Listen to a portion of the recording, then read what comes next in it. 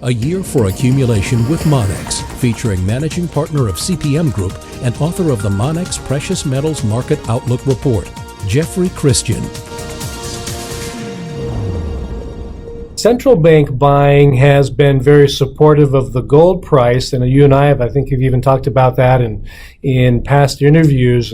In the Year for Accumulation report, you do mention Russia, China, and Turkey as being the most recent central bank purchases.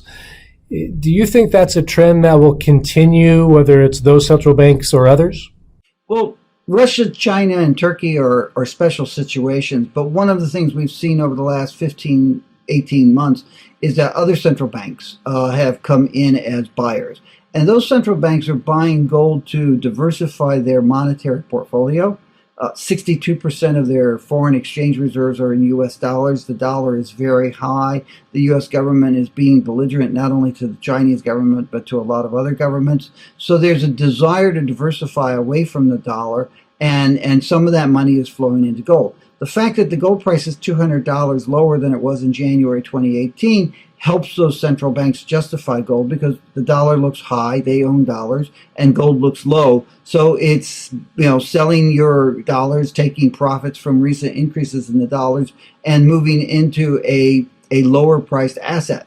In essence, buying straw hats in September and then looking to sell them again in May. If you see the dollar start to fall, or if you see the gold price start to rise, some of those central banks will pull back.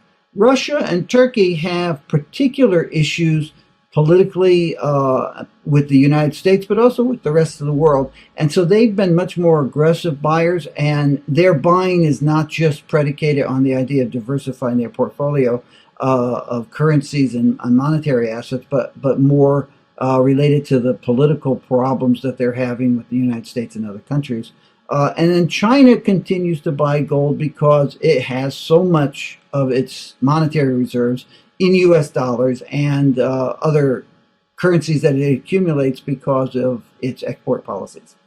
And my last question has to do with silver. Silver has been trading at about $1 off of its 10-year lows. I am a firm believer in trying to accumulate at the lows.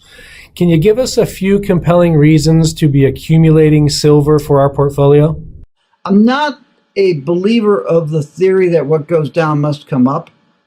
We've seen commodities that have gone away, but silver's not one of them. And I think the most compelling reason to buy silver at this point is that the fact that the price of silver is down from its highs, and it is at relatively low levels.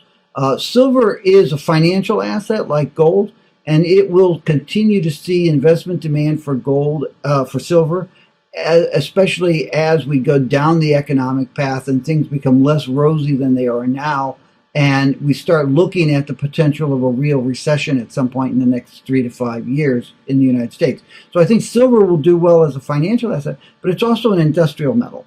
And two of its biggest growth areas have been electronics and also solar panels. And those continue to be very healthy. The solar panel industry has been repeatedly surprised year in, year out by the fact that people keep buying more solar panels, even as some government policy programs that subsidize these have gone away. So you're continuing to see strong silver demand in the solar panel industry. You're also seeing silver used in a wide range of electronics, which continues to grow because everybody uses electronics doing everything that we're doing these days. So the fabrication demand for silver remains relatively strong. So if I had to give you 3 reasons to buy silver, one is that fabrication demand is strong. Second one is that investment demand is very low right now, but it's probably bouncing along the bottom and will increase at some point in the next 3 to 5 years in a way that will push the price higher. And the third one is that the price is very low. And what we've seen over the last several decades, the last 50 years of modern precious metals markets, is that the silver price does rise, and it does rise sharply at times, 1980, 2011, and it will rise again. So that from a capital appreciation perspective, silver at current levels is extremely attractive. And that was Jeffrey Christian helping us dig into some of the information in our Year for Accumulation report. Please give Monex a call today for your free report.